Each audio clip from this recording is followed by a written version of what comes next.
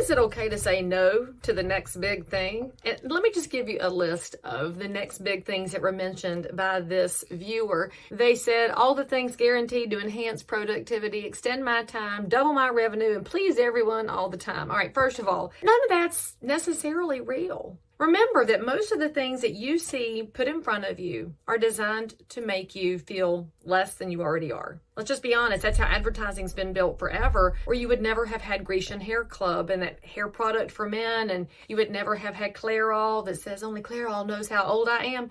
They always have designed things to make you feel like you're not striving for enough. One of the beauties of real estate, though, is that you get to personalize what your practice looks like. And when you're personalizing it well, it's because you're paying attention to the community around you. I know that my client base here in Cabarrus County, North Carolina, looks different than the client base in Wake County, North Carolina. It looks different than the folks over at Lake Norman. It looks different, definitely, the people in Cheyenne, Wyoming. And that's a good thing, because the people who live here are tied to these schools and these businesses and these churches. And that's a really interesting dynamic. So if I'm thinking about the next big thing, I'm going to ask myself first, what is the possible impact on my business? Now, you know I don't like AI. I've been very clear about that. Now, there's a lot of people out there teaching classes, and more power to them, because for somebody, that might fit in perfectly to their market. For me, I don't like the future possibilities and unintended consequences of AI. It's the same reason you won't ever find me paying for something with the palm of my hand,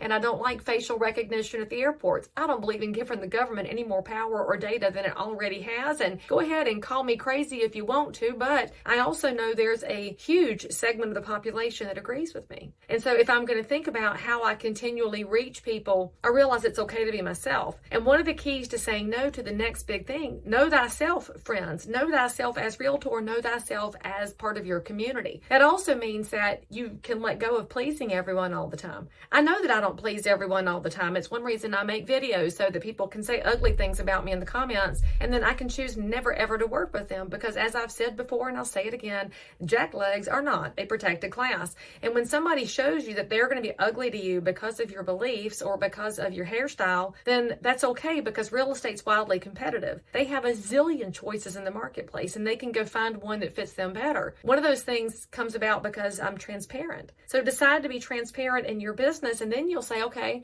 there is a new idea. I do think I want to be like Leigh Brown and do video, and you should. We should all be doing video, because it is the easiest introduction you have to the bigger marketplace. And if we're in a wildly competitive business and you want to separate yourself, let people know who you are. Let them know your knowledge and expertise. One of the reasons people call me for real estate help is they know I stay up late at night reading economic data, reading real estate data, paying attention to the comps and the trends in the marketplace. And so when they call me, I'm going to give them a very specific community-centered answer. So again, this goes back to knowing where you live and knowing what is going on around you. Now, if I lived in the Bay Area of California, first of all, you should pray for me, because I don't belong there. But if I lived in the Bay Area of California, I might need to look at AI, because that's going to be a language that's spoken by most of my client base. Although we also are noticing that people heavy into the technology business sometimes are over it from time to time. Again, know your market. Can I say this enough? That's really going to be the secret of saying how you enhance your productivity. You're going to be more productive if you're talking to the market around you. Productivity often comes from a very simple thing called, time management. Yes, friends, having a calendar. And yes, I use a paper calendar because it helps hold me accountable. So for today, for example, I have something I have to get done, and you will notice how I marked that out. I wrote it in real big letters because that's my personal system. But that enhances my productivity because it reminds me in very big letters, Leigh Brown, you have to get this done. That's also how you take care of your clients, because if I have a client who's trying to complete a 1031, I've got to make sure that I'm abiding by the time frames, which might mean that the perfect property for them to use as a replacement is not on the market. So I've got to get on the phone and find the appropriate replacement property and start thinking creatively. Well, you're not going to have time to think creatively if you're always chasing the next shiny object. Now, I can tell you that there are shiny objects to always chase.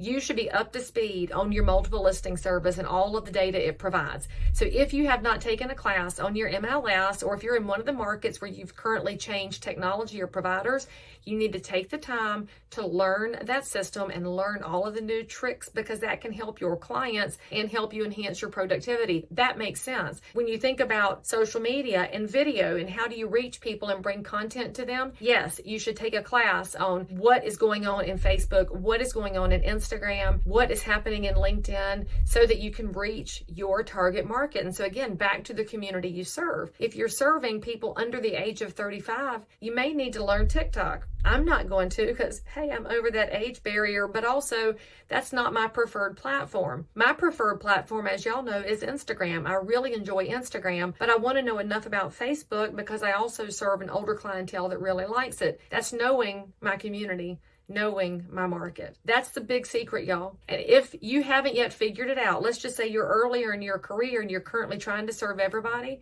All right, stop that right now, because that's the biggest time suck of your life, is trying to be all things to all people. I want you to take a look at the business you've done and see what commonalities they have. Are they of a certain demographic? Is it a certain type of house? Is it a price point as compared to your market? Is it a property style? And once you start to see some commonality, start doing some research for yourself around those types of properties or those demographic groups, so you can speak more intelligently into that niche. So you can speak more intelligently into that niche. Of course, my mouth ties up on the intelligently word.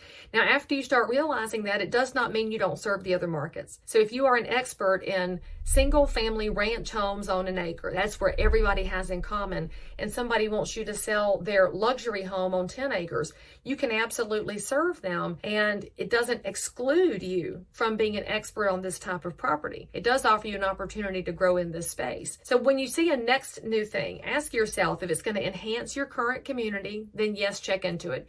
Is it going to provide a higher level of service to your current community? Yes, check into it.